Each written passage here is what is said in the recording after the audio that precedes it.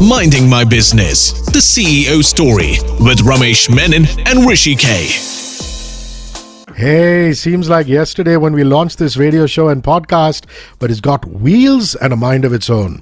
Here's episode 2 of Minding My Business, the CEO story, and it comes to you on 94.3 Radio 1 on FM radio and in podcast form on HT Smartcast and leading streaming services.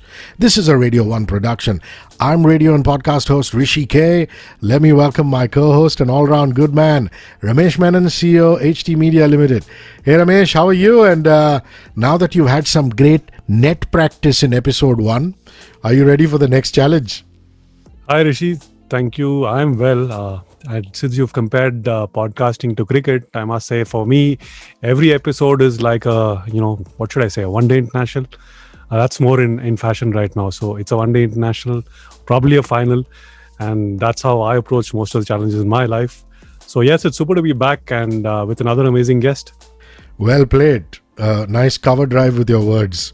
So let's go right ahead and welcome him, Ramesh. I think this gentleman has really revolutionized the personal mobility space in this country. Yeah, he's built India's leading auto portal.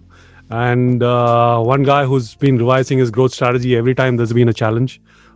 Welcome on board this podcast, Amit. Wonderful. Please welcome Amit Jain, co-founder and CEO CarDekho.com.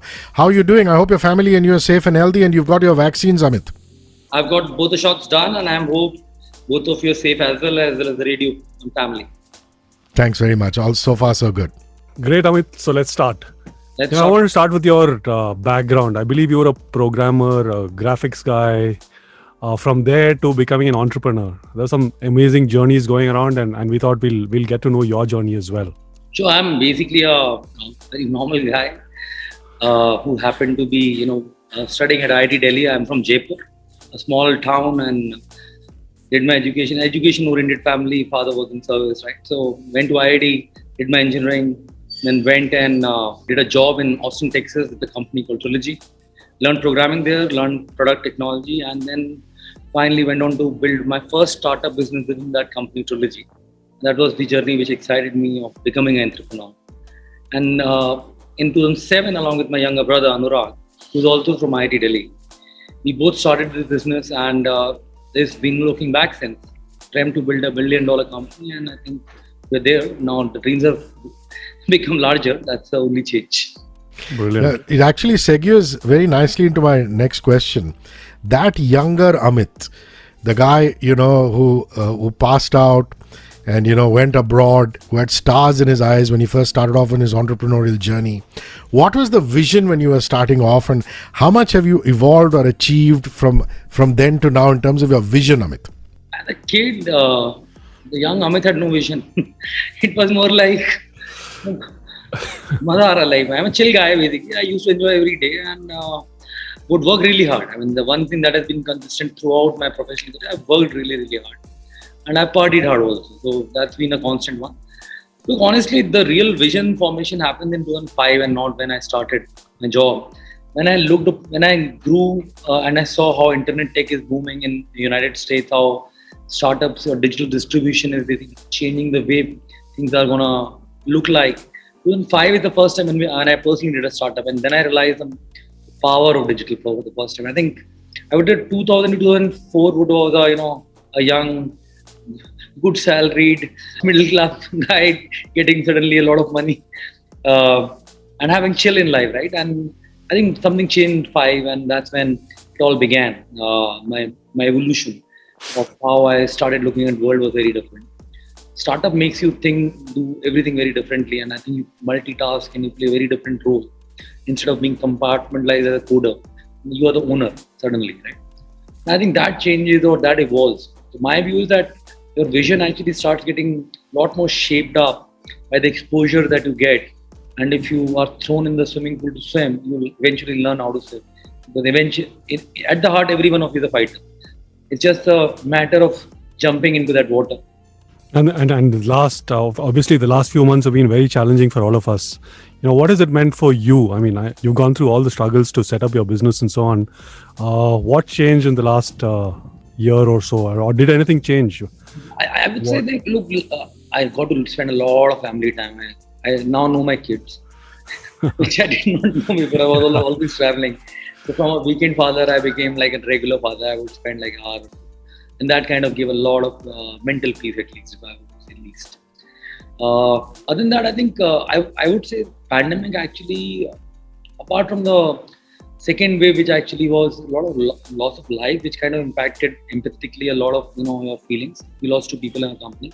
I think that was shaking, honestly, with all the crisis on the basic hygiene, on medical infrastructure not being there.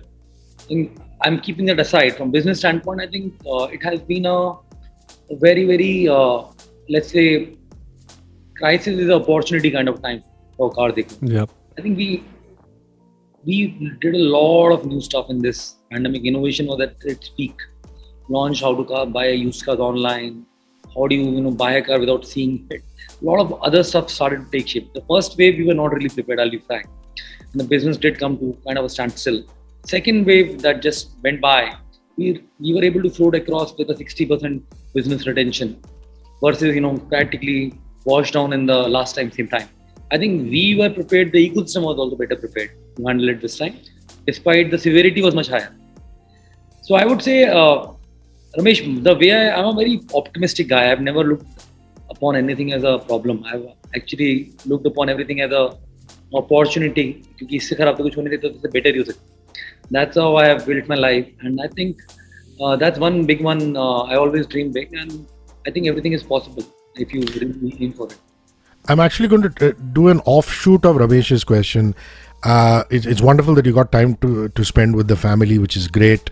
Were you able to take a step back and relook at your business, Amit? And if you could analyze your verticals, tell us what prospered and what suffered. I think we could put our finger on it, please. So I think when pandemic first wave came, it was a lot of introspection on how, because it was zero revenue practically. So you had to think through cost kaise control mein leni hai. Every vertical was looked upon. How do you basically get to minimal cost? So a lot of office infra was abandoned because it was containing, lockdown was containing. So we actually, as we learned how to work remotely, we started leaving office spaces. Now I think we only occupy 30% of space we used to occupy earlier. That's a big change in how we work now. And I think as we get back to work after second wave also, I don't think we need more than 50% capacity. So ways of working changed or evolved in pandemic. And that definitely results in infrastructure. A lot of travel that we would do earlier to do business, I think we all evolved as a fraternity of CEOs, of MDs, how to do business over a Zoom call now. I think that's a big one that kind of got evolved. Apart from cost measures that we took, we actually went all fat and only maintained muscle, right? In terms of all, everything was re-looked upon. It's an exercise that you would usually not do. The pandemic got you into that zone where you started to look at everything. So we basically decided let's go lean on various areas which are good to have. And I think that helped control the burn and stay afloat. As the market came back, we actually prepared a lot of product technology during the pandemic time to be ready for the next opening up. And that kind of helped us, have a very big, good bounce back. And we actually did the peak revenue of our lives in January. So all verticals actually peaked. So there were JFM was peak of the company. So out of pandemic, we peaked out on every single business we are doing: insurance, finance, new cars, used cars. So I would say the strategy on each business, kind of played very well, and the results were actually reaped in JFM. So you think the mobility sector itself, as a result of what happened, has gone through some major changes? Because I'm sure public transport, the way we see public transport has changed. The way we see, the Olas and the Ubers of the world, they were off the road, and the general phobia about traveling in groups, traveling together, traveling in public transport, and so on. How has that played out for you, for your business? I think mobility evolved significantly. Suddenly, personal mobility became the theme. People are buying cars for safety now, safety of family. And there was a huge shortage of cars. And it still is, by the way. The order book is still 2 months. So what has happened is that the second wave also again exposed that. Now you see a bumper season that's about to come, because we get digital trends much in advance. So personal mobility has become the theme suddenly. And, the car buying is on, like new car and used car, both are on a spree, literally. So with that, I think it's going to obviously, have a balance effect. Right now, it's too high, it will taper down, but it will have a 9% kind of a growth on new car is how I see it on a steady basis. But right now, as I speak, the order book of each manufacturer is huge because of the demand supply mismatch right now. The mobility is evolving, and now I think the subscription models that were not taken earlier are also seeing some light. We'll now see a new revolution coming in mobility with EVs coming in two-wheelers, which are going to be disrupted first, and then cars would be disrupted next. So there is a lot of change that you'll see over the next 5 years, and in this decade, I think you'll see a practically new way of mobility, in my view, as I see it at least. Now I'm going to ask you a very media wala kind of question. I've been hearing experts scream from the rooftops, Amit, saying millennials, Gen Z don't want to own their own car, don't want to own their own house, they want to be footloose and fancy free. That line of thought is something we've heard so much of. So what's the India story really? I want to know from you. I think the millennials definitely do not want to. There's a category of millennials that is born with a car. The father already had a car. It was something that is all their life. There's a category which is father has never seen a car. So I would differentiate the two millennials very significantly. So there is a millennial that is coming up, which is for whom the aspiration is what his father could not even fulfill. I think that category is a large category that has to come, because in India, you still have only 27 cars per 1,000 people versus, say, America has 800 cars per 1,000 people, or China has 200, or Southeast Asia has around 79 per 1,000. We are way off. There's a huge amount of growth that you can expect. A big cohort as the per capita increases would come into this. That cohort, in my view, would buy cars. This set of millennial is already entitled millennial, the one that basically feels in car to get the hay. So I think that would differentiate this one. But this millennial, what he would do, in my view, is he would go for short-term solutions that 6 mahine SUV chala li, 6 mahine kuch aur chala liya. So he will be, flipping his choices, would go for shorter-term leases or own mobility in a very different format. Or in some cases, he'll say that if I'm going out for a vacation, I need my own car. Otherwise, I'm good with, shared mobility. So you'll have, this millennial, flipping across the mobility services will create across for his lifestyle. But both, in my view, will coexist, and the entitled one is a smaller portion, in my view, versus the ones that will actually get to that stage in decade to come. So let me take you back from consumer to your own business. New cars, used cars, insurance, finance. What's working? What's your model like? I'm sure our audience and our viewers would like to know from you what is it that your model is, and how does it differentiate from everybody else? Well, I'll pick up one by one. On used cars, I think that's a big business for us. We basically buy cars from consumers. So what we create is a platform where we have got consumer walking in or asking us to go home. And now mostly 90% of the visits we do at home, we don't buy at stores anymore. So because of pandemic, the business also evolved differently. The stores are getting, faded out, and you've got home inspection. We go to your house, we evaluate your vehicle, give you instant pricing. You like it, you sell the car to us. It's a very convenient way of selling car with a great return on your used car value. When we buy this car, and there are two businesses post that. One is wholesale business, where we sell this car that we have bought to the dealer and make a margin in the middle. Very small one, because it's a wholesale business. Other business is where we basically refurb this vehicle fully and say that this is our brand promise, that if you buy this vehicle will not ask for any big expense for next 1 year. There will be no service required for next 8 months or 10,000 kilometers. We are giving you engine warranty for 6 months because we are so sure of the quality we are giving you. We are giving you roadside assistance across the country. And if you don't like the vehicle, you can return it back in 7 days, anytime. No questions asked. So we basically are changing the way it's a branded OEM selling used cars now. And to top it up, you can now come and book this online and we home delivery. So you own the test on the car for 7 days. If you don't like it, give it back. That's a new model we have come up with to retail. And this is practically e-commerce of cars, if I were to say. It's nothing new. But say in cars as a category, e-commerce is arriving. And CarDekho is leading the show there. With that, basically this used car business has two parts, wholesale and retail. On the other front, new cars, we basically are in business of creating a huge amount of information which consumers want before they take a buying decision on which car to buy. Now that decision is basically based on the expert content and user-generated content we have on the platform. So we have got millions of people coming to us for two-wheelers or cars. We top both the categories. Dekho and CarDekho are two portals, and we also run a portal called ZigWheels. So these three portals taken together form the majority of new car or bike traffic. 86% of new car buyers go through our platform before they buy a car. It's a very, very popular platform. Now, what we do is, as a consumer comes, he wants to connect to the dealer because he wants to buy a car. We give a hook to connect to the dealer from here.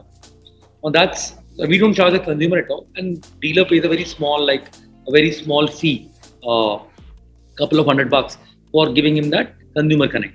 So it's like a digital marketing platform for the dealers, and then OEMs advertise on the site any new launch you would see, right? That's how it works. So we have no interest in transaction on new car.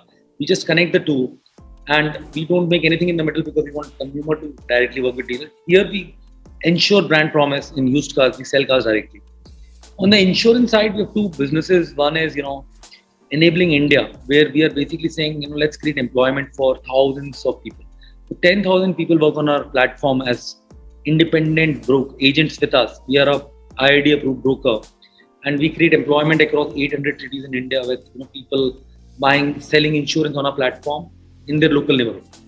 We do 10 lakh policies a year now. We control 2% of India's auto insurance market.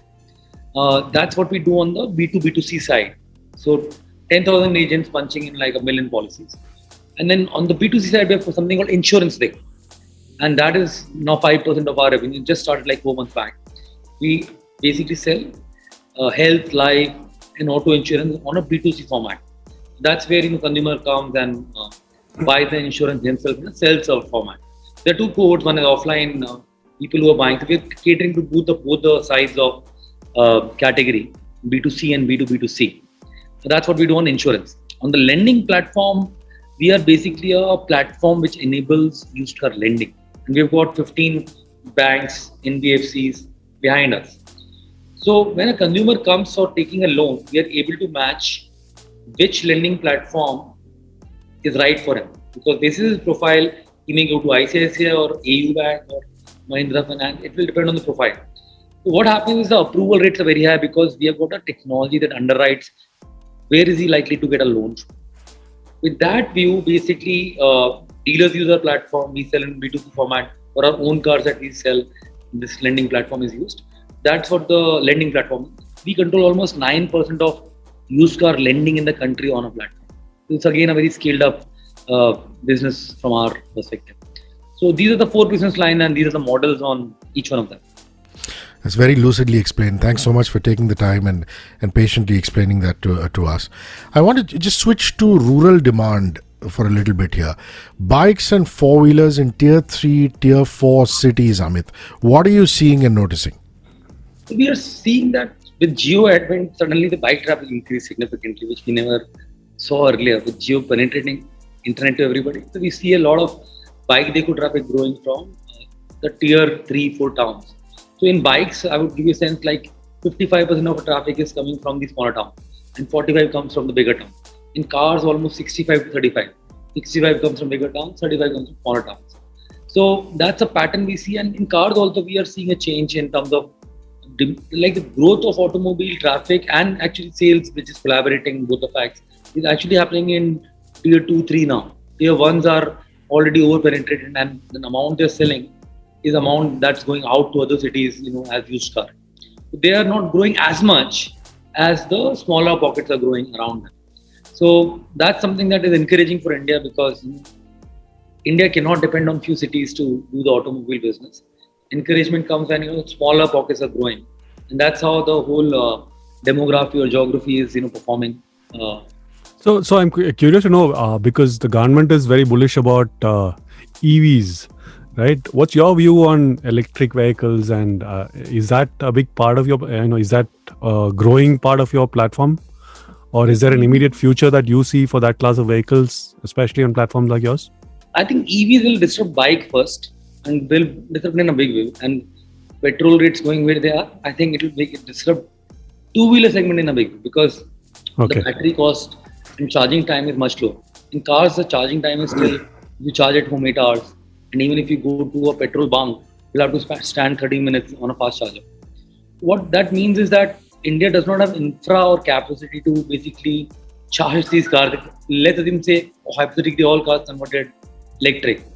You have the system of petrol pump has been designed for a 5-minute in out. You can't have 30-minute in out. Otherwise, you'll get, and after 5-minute in out, also you see lines on CNG pumps today or lines at petrol pump that time, right? So the infra has to be created before you can say that EV is gonna overrule. Second point is the battery cost itself has not come to a point where it is entry level car it will be able to run today, because it has become 1/3. It's like cost has come down 1/3 of what it used to be 3 years back, but it has to go significantly down further for manufacture, and it will get down. It's like mobile batteries, right? How it has evolved, right? How mobile phones evolved, and everything gets economies of scale makes it happen, and innovations keep on happening. I'm sure it will get there. So the battery cost coming down per kilowatt is gonna basically bring about the EV and entry level segment. So if you notice, all the EVs are over 10 lakh, right? Nothing under. So you have to get to entry level for it to make a lot more sense for people in that category. Yeah. You also really care about fuel cost also. My view is that you'll start seeing that adopt the curve starting with little more expensive cars, and as the technology evolves, the pricing goes down, you'll start seeing it in the entry level. But bikes, I think you'll see it very fast. That's what the view is on the EV. Amit, you spoke briefly of insurance. I'm going to take you back there for a bit. You think Indians have suddenly realized the value of health insurance after the pandemic? What are you looking to expand further into, given that opportunity now? Do you think insurance has a lot of scope? And what about after sales? Have you thought of getting into that? So I'll first answer the insurance one and then after sales one. In the insurance one, look, I think India is a very sentimental country. As soon as the pandemic happened, health insurance went through the roof for all insurance. And as the second wave kind of died down, now it has come back to normal. So there's also, a surge basis, the macro that's happening around you. India, though, is a very under-penetrated country when it comes to health and life, a huge scope. And that's where it's a big market. And as the per capita again grows and people realize the importance of life and health, it's going to be a very fast-growing segment in my view. Insurance is a very small dot in the ocean right now, frankly, of the overall current available market. For us, there's a huge scope to grow in any case. From a market perspective, although it's growing, there are two ways to look at it. On the after-sales piece, I think we are very clear we are getting to after-sales. Because somebody, if he's buying a used car, we are saying we are the OEM of used car. What that means is that the OEM decides that I'm gonna basically make sure I'll service your vehicle. So we are gonna basically have these captive AMCs on our own cars that we'll not be selling this to you, guaranteeing the maintenance cost. But we are not planning to begin that until we start selling in retail a certain volume of cars, and that's the pivot when we get into the after sale. But it is quite a lucrative business to get into, and that's what we aim to. Okay, let's get to a honest CEO to CEO question. Head or heart? What's it that drives you? Are you sort of instinct and gut feel driven, or your research and data driven? I think I'm both, depending on the context. There's no one way. I'm very objective most of the time. When it comes to say people side of things, I'm more heart. When it comes to business side of things, I'm more head. Okay. Well, almost as a corollary to what Ramesh just asked you, I'm going to ask you, Amit. You resisted going in for funding at an early stage of your business, around about the time that a lot of businesses were just blindly going in for funding. Why did you play the wait and watch game? Actually, I thought I had that profit lying in the bank. I was getting offers of $1 million, $2 million. That profit I had in the bank. So I thought if somebody else is trusting us, so let's invest our own money. If somebody is believing in us, why don't we believe in ourselves and invest our own money rather than taking it from outside? That was the primary reason we did not take the funding. And then we realized auto could be really big and money could really be a game changer. Then we believed that this kind of money, I think we should raise. We won't be able to generate it into. What about international markets, Amit? Have you expanded there already, or you already exist in some countries? They're in Southeast Asia now. Indonesia, Malaysia, Philippines are 3 countries we are already in. And the physical teams are doing the business there. And it's been a good start, frankly. We basically are the number 1 auto portal in Indonesia. We're number 1 auto portal in Philippines. In Malaysia, we've just started, so I hope we'll get there in a year's time. Speaking about expansion, initially you had really expanded into many avenues and you had to kind of pull back the car accessories business, for example. Why did you do that and what were your learnings? I think the big learning for me is that don't try to do too many things at the same time. Because while it seems ye bhi ho jayega, as an ambitious goal, what I've realized is management bandwidth is very limited. You have to, if you have to really cut the cake, you can't scratch on the surface. You have to cut the cake deep and then take it out. That's the way to cut the cake. So the biggest learning I had in that era was that don't start 10 things, just do 2 and go deep into the water. Otherwise, you'll scratch surface on each one. That was the biggest learning I had. So just another question on personal question. So what is it that drives you? What are the values that you hold it dear to your heart, and or what are your organization's values? What drives you? Is it say fame? Is it wealth? Is it creating a legacy? What is it that you want to do, and what are those values? I want to create a company that will overlast me and all the people. And when the internet history gets written, me and our team would get written down as people who shaped up the mobility which the next generation will use, is attributed to us in a way, right, as a team. So that's what drives me basically as an individual. And I think the whole company basically aligns to that, which is a good thing. Other than that, I think from a culture perspective, we try to have people with humility, feet on the ground and eyes on the sky kind of people. So being humble, I think, is a very important trait. That's something that I personally encourage also. Trust, integrity, I think that's something very important in our business because we're selling used cars. If you can't trust internally, how will you make the trust pass on externally? Trustworthiness, I think, is a very, very critical one. Innovation, I think I hold very key to heart because I personally think disruptions come through innovation. And as a culture, you try to innovate. And innovation should happen at every quarter, in a way. And these are the one. And empathy, I think, is something that I would expect everyone to have. That's one core value that drives bonding and teamwork together. So tell me, as a dad, what do you most love to do with your kids? Any activity that binds you or bonds you with the kids? I think I'm a very, very energy guy, right? My kids are only 6. So they kind of, at this age, I think they are all into you because they'll move to friends later, I know. But right now, you're the superhero, literally, right? मैं सब कुछ करता हूँ मतलब cricket, football, halla gulla, and shouting out loud. And my wife treats me, as if 3 बच्चे. All 3 of you are greeting. I will do pillow fight and I'll do all sort of things that kids like to do, right? So I'm a kid when it comes to kids. Yeah, that's great. Suddenly, I just wanted to ask you this question. Suddenly, startup IPOs are the flavor of the season. Any plans around that, and what are the timelines you're looking at? We'll be looking at 18 months, 24-month time frame to go IPO. I think prep work is on, and by the time we get there, our used car business would be far more scaled up from a public market perspective. So we're looking forward to a good IPO as we move in this year. Okay, last few questions, more lifestyle and inspiration based. A business leader you have admired and why you have admired him or her, Amit? I've admired Steve Jobs all through for the innovation that he had.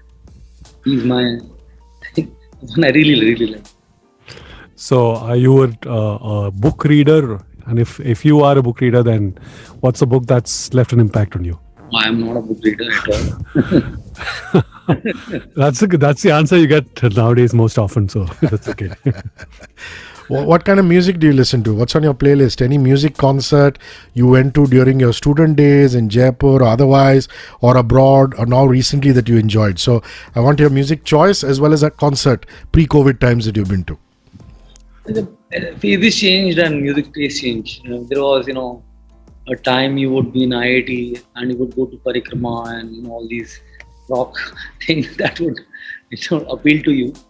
And it was a different zone you were in at that stage in life. Inherently, I think I like Hindi music, the Bollywood style, softer ones or some lyrics that have meanings, not like the chik chik wala. I think more deeper meaning songs is what I like to listen. And party type of songs. So I'm like a chill guy, can hear anything. And a sport, what are you following? Cricket, Olympics, what are you going to do in the next few? I mean, there's been a lot of sports in the last 1 month and will be in the next. Sorry? Any sport. No, I don't watch or follow any sport. Time, yeah. Brilliant. That's Diving. A That's favorite a- vacation spot? Why do you love going to that vacation spot? I think spots are not important, Rishi. I think the people you are with is more important. So I would say spots are beautiful with people you are around, and your home can be beautiful with a happy thing. मेरे को लगता है कि मेरे को कहीं भी ले जाओ, I'm happy. मतलब it's just fun, right? I don't have a favorite spot. You can take me to Udaipur, you can take me to Paris. It's the same thing for me. As long as I'm in that gang where the zone is happy zone. Lovely. Amit, this has been super. Thank you so much for being on Minding My Business, the CEO story, and being incredibly honest with us as regards your journey. And yeah, your humility and your passion really comes through. And I'm sure, you're looking to conquer many more peaks, lead in insurance, lead in any other thing that you wish to conquer. And we love the fact that you have that childlike enthusiasm. And of course, you told us you show it with your kids as well. Lovely talking I to like you. that. I like that childlike enthusiasm. Super stuff. Thank you so much. Wonderful. So, Ramesh, the curtain comes down on another episode and looks like you're having fun. I could make out from the way you were flowing through the conversation with Amit. Yeah. I've become better in the second, third round. So I think, we've always been trying to get out of the conference rooms and, connect with people one-to-one. Hopefully we'll be able to do some of these interviews physically as well. Thanks for tuning in, guys, and make sure you keep listening to some great radio and podcasts. Build that habit. Thank you. Absolutely. Next week, Minding My Business, the CEO story, shall be back with another captain of the industry who's pushed the envelope. Remember, you can catch us on 94.3 Radio 1, on FM radio, and on HD Smartcast in podcast form over all major streaming platforms. This is a Radio 1 production. So till next week, it's bye from me, Hrishi K. And me, Ramesh Menon. Thanks for watching. If you like this video, then subscribe to our channel and press the bell icon so you don't miss out on more content.